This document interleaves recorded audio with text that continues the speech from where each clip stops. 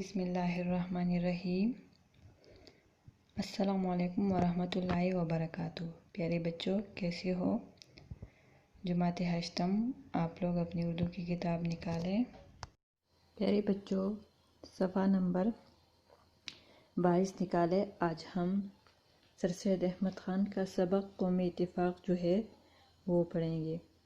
قومی اتفاق کا مطلب ہے یعنی مل کر رہنا، تفرقہ بازی نہیں کرنا ہے، یعنی گروہ جو ہے وہ قائم نہیں کرنا ہے، بلکہ مل کر اتفاق کے ساتھ ہی رہنا ہے۔ سبق کی طرف دیکھیں۔ قوم کا لفظ ایک ایسا لفظ ہے جس کی معنی پر کسی قدر غور کرنا لازم ہے۔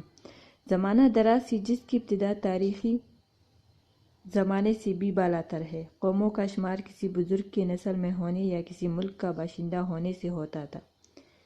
محمد رسول اللہ صلی اللہ علیہ وآلہ وسلم، جس پر میرے ماں باپ قربان ہو جائے، آپ صلی اللہ علیہ وسلم نے اس تفرقہ قومی کو جو صرف دنیاوی اعتبار سے تھا مٹا دیا اور ایک روحانی رشتہ قوم کا قائم کیا، جو ایک حبل متین یعنی مضبوط رسی کی طرح لا الہ الا اللہ محمد الرسول اللہ سے مضبوط تھا۔ تمام قومی سلسلے، تمام قومی رشتے سب کے سب اس روحانی رشتے کے سامنے نصف و نابود ہو گئے، یعنی ختم ہو گئے، اور ایک نیا روحانی بلکہ خدائی قومی رشتہ قائم ہو گیا۔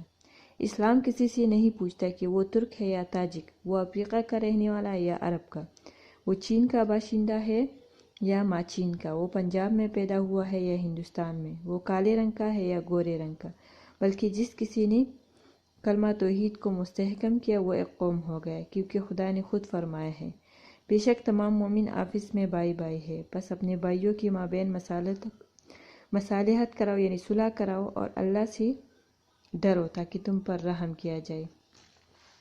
مجھے اس بات کے دیکھنے سے نہایت افسوس ہے کہ ہم سب آپس میں بائی بائی تو ہے، مگر مثل برادران یوسف علیہ السلام کے ہے۔ یہاں پہ حضرت یوسف علیہ السلام کے بھائیوں کی مثال دی ہے کہ حضرت یوسف علیہ السلام کے بھائیوں نے حسد میں آ کر اپنے بھائی یوسف علیہ السلام کو کنویں میں پھینک دیا تھا، یعنی حضرت یوسف علیہ السلام کو ان کے باپ جو تھے وہ بہت زیادہ محبت کرتے تھے، جس کی وجہ سے ان کے بھائیوں کو یہ پسند نہیں تھا کہ حضرت یوسف علیہ السلام کے ساتھ اتنی محبت ہے، تو ان لوگوں نے بہانے سے یوسف علیہ السلام کو لے کے کنویں میں پھینک دیا۔ تو ہماری مثال بھی اسی جیسی ہے، آپس میں دوستی اور محبت، یکدلی اور یکجہتی بہت کم ہے۔ حسد، بغض اور دعوت کا ہر جگہ، یعنی دشمنی کا ہر جگہ اثر پایا جاتا ہے، جس کا نتیجہ آپس کی نااتفاقی ہے۔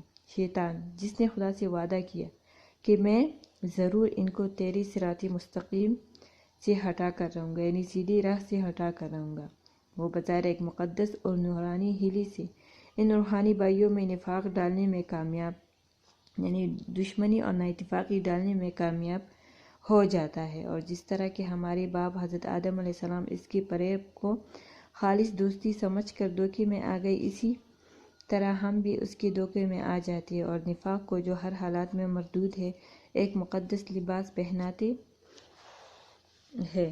ہم اپنے ناسمجھی سے اس مقدس مذہبی لباس کو خلعت سمجھنے لگتے ہیں۔ خلعت مطلب وہ قیمتی لباس جو بادشاہ لوگ اپنے وزیروں کو دیتے ہیں۔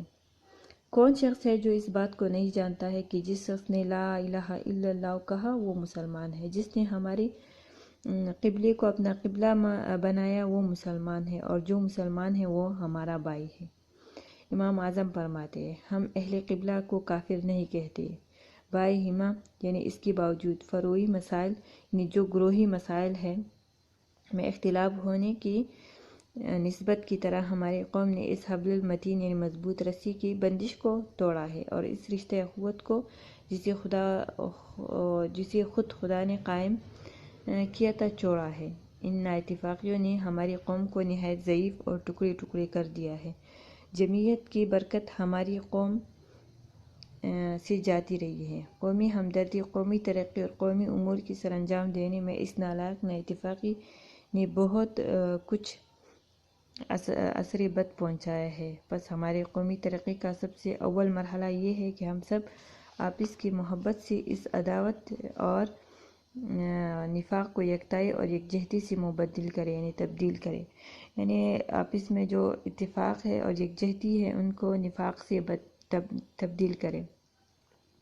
یعنی جس طرح پانی کا ایک قطرہ کچھ نہیں کر سکتا، تو اس طرح ایک انسان بھی کچھ نہیں کر سکتا، لیکن جب پانی کے بہت سے قطرے مل جاتے ہیں تو وہ طوفان کی شکل اختیار کر لیتے، سیلاب کی شکل اختیار کر لیتے۔ اسی طرح بہت سے انسان مل کر کام کو جو ہے وہ پایہ تکمیل تک پہنچا دیتے ہیں۔ یعنی ایک انسان کچھ نہیں کر سکتا اور بہت ساری مل کر یعنی قوموں کی ترقی کا راز بھی اتفاق ہے۔ یکتائی اور یکجہتی سے میرا یہ مقصد نہیں ہے کہ سب لوگ اپنے اپنے عقائد چھوڑ کر کسی ایک عقیدے پر قائم ہو جائے۔ ایسا تو نہ اب ہو سکتا ہے، نہ پہلے ہوا ہے، نہ آئندہ ہو سکے گا۔ اتفاق کے قائم رکھنے کی جس کی ہمیں ضرورت ہے، ایک اور عقلی و نقلی راہ موجود ہے جس کی پیروی قومی اتحاد کا ذریعہ ہو سکتی ہے۔ انسان جب اپنی ہستی پر نظر ڈالے گا تو وہ اپنے امور میں دو حصے پائے گا، ایک کا تعلق خدا سے ہے اور ایک حصے کا ابنائے جنس ہے، یعنی اپنے جیسے انسانوں سے ہے۔ انسان کا دل، اس کا اعتقاد، اس کا مذہب خدا کا حصہ ہے جس میں کوئی دوسرا بندہ شریک نہیں ہے۔ اس کے عقائد کی جو کچھ بلائی یا برائی ہو، اس کا معاملہ اس کی اور خدا کے مابین ہے، یہ درمیان ہے۔ نہ بھائی اس میں شریک ہے، نہ بیٹا، نہ دوست، نہ آشنا اور نہ قوم۔ پس جس بات کا اثر اس کی اپنی ذات تک محدود ہے، اس سے ہمیں کوئی بھی غرض نہیں رکھنی چاہیے۔ جب وہ خدا اور خدا کی رسول صلی اللہ علیہ وآلہ وسلم کو برحق جانتا ہے، کسی قسم کی عداوت یا مخالفت نہیں رکھنی چاہیے، بلکہ اس کو بھی بھائی اور کلمے کا شریک سمجھنا اور اس اخوت کو جس کی خدا نے قائم کیا ہے قائم رکھنا چاہیے۔ یعنی ہمیں نا اتفاقی جو ہے اس کو ختم کرنا چاہیے، بلکہ جو اتفاق ہے اور اتحاد ہے اس کو ہی قائم رکھنا چاہیے، نہ کہ نا اتفاقی کو، کیونکہ اللہ تعالیٰ نے خود فرمایا ہے کہ بے شک مومن جو ہے وہ آپس میں بھائی بھائی ہے۔ تو اللہ سے ڈرنا چاہیے اور آپس میں نا اتفاقی ختم کرنی چاہیے۔ دوسرا پیج نمبر 24۔ نہایت افسوس اور نادانی کی بات یہ ہے، نا سمجھی کی بات یہ ہے کہ ہم کسی سے ایسے امر میں عداوت رکھیں جس کا اچھا برا اثر خود اسی تک محدود ہے اور ہمیں اس سے کچھ بھی ضرر و نقصان نہیں۔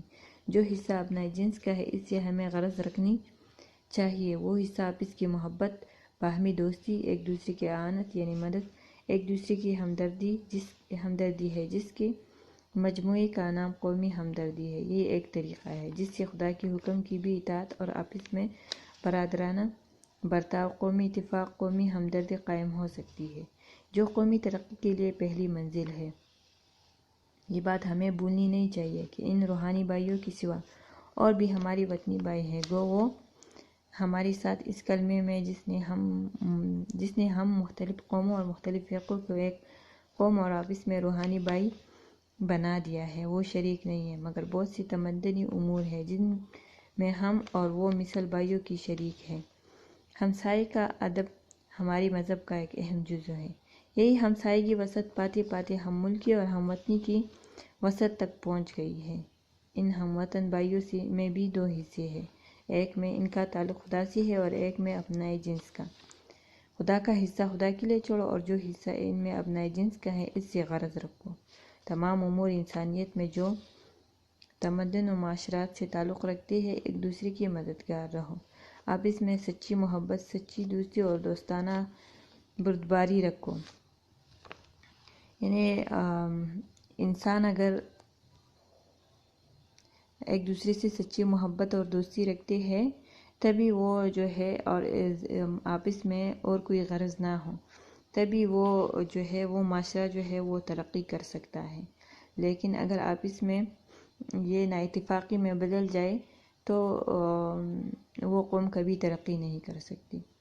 اتفاق کی خوبیاں لوگوں نے بہت کچھ بیان کی ہے اور وہ ایسی ظاہر ہے کہ کوئی شخص اتفاق سے بھی ان کو بھول نہیں سکتا۔ بہت بڑے بڑے واقعات دنیا میں گزرے ہیں جن کو پرانی تاریخیں یاد دلاتی ہے اور جن کی یاد سے ایک عجیب اثر ہمارے دلوں میں ہوتا ہے، وہ سب باہمی اتفاق کا نتیجہ ہے۔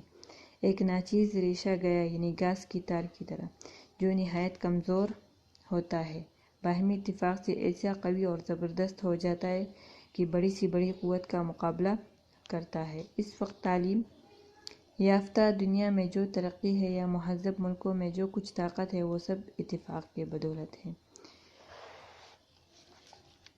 اس زمانے میں ہمارے قومی تنزل کا بڑا سبب یہ ہے کہ ہم قومی اتفاق کو بھول گئے ہیں۔ کسی کو بجز ذاتی منفعت کی قومی بھلائی یا قومی منفعت کا خیال بھی نہیں آتا ہے۔ اگر کوئی کچھ کرتا بھی ہے تو اس کو پہلے اپنی ذاتی غرض مد نظر ہوتی ہے اور قومی بھلائی کے پردے سے اس کی پردہ پوشی کرنا چاہتا ہے۔ یہی وجہ ہے کہ ہمارے کاموں میں برکت نہیں ہوتی۔ میں یہ نہیں کہتا کہ ہماری قوم میں نیکی کا خیال نہیں ہے۔ کیسی کیسی عالیشان مسجد ہے، کیسی کیسی نفیس خانقاہ ہے یعنی عبادت گاہ ہے، ان کی نیکی کی یادگاریں موجود ہے۔ اب بھی ہر شہر اور قصبے میں دیکھو گے کہ لوگ کس قدر خیرات کرتے ہیں، حج و زیارت میں روپیہ خرچ کرتے ہیں، مسجدیں بنواتے ہیں۔ ایسا کوئی کام جس میں ان کی دانست یعنی عقل یا سوچ میں مذہبی نیکی ہو، دل و جان سے مصروف ہوتے ہیں۔ اس نیت سے یہ کام کی جاتی ہے کہ قیامت میں ان کو اس کا بدلہ ملے گا اور روز حشر میں ان کو ثواب ملے گا۔ قومی اتفاق کی کوشش اس سے بھی بڑی نیکی ہے۔ جب قوم کا ہر فرد دل و جان سے اس کوشش میں شریک ہوگا تو ہم بھی اپنے ماضی کی شان حاصل کر سکیں گے۔ مقالات سر سید یعنی ہم بہت ساری نیکیاں کرتے ہیں، اکثر ہم نیکی کرتے ہیں کہ ہمیں اس کا اجر ضرور ملتا ہے، لیکن ہم اکثر یہ کام بھی کرتے ہیں کہ دو آدمیوں کے درمیان نا اتفاقی پیدا کرتے ہیں، یعنی ایک کی بات دوسرے کو کرتے ہیں، دوسرے کی بات دوسرے کو، تو یہ کیا ہے، آپس میں اس سے نا اتفاقی پیدا ہوتی ہے۔ اگر ہم دو بھائیوں کے درمیان صلح کرائے تو یہ ہمارے لیے روز قیامت جو ہے سب سے بڑی نیکی ہوگی، یعنی آپس میں پیار و محبت سے رہنا، اتفاق سے رہنا، یہ سب سے بڑی عبادت ہوتی ہے۔ لیکن اگر ہم نا اتفاقی سے رہیں گے تو نہ تو ہم سکون سے رہیں گے اور نہ ہی ہم جو ہے سکون محسوس کریں گے۔ لیکن جب ہم کسی دو آدمیوں کے درمیان صلح کرتے ہیں یا ہم آپس میں پیار و محبت سے رہتے ہیں تو یہ ہمارے لیے کیا ہے، یہ ہمارے لیے سب سے بڑی نیکی ہے اور روز قیامت ہم کو اس کا اجر ضرور ملے گا۔ ہاں، یہ سبق آپ لوگوں نے دوبارہ دہرانی ہے اور ابھی جو خالی جگہ ہے اس کی طرف آپ لوگ دیکھیں۔ سوال نمبر 1، متن کے حوالے سے خالی جگہ پر کریں۔ بے شک تمام مومن آپس میں ڈیش ڈیش ہے۔ موجودہ زمانے میں ہم سب بھائی بھائی تو ہیں مگر مثالی ڈیش۔ جس نے ہمارے قبلے کو اپنا ڈیش بنایا وہ مسلمان ہے۔ ہماری منہ میں ایک حصے کا تعلق خدا سے ہے اور ایک حصے کا ڈیش سے ہے۔ جس بات کا اثر اس کی اپنی ذات تک ڈیش ہے، ہمیں اس کی غرض نہیں رکھنی چاہیے۔ مہذب ملکوں میں جو کچھ طاقت ہے وہ سب ڈیش کی بدولت ہے۔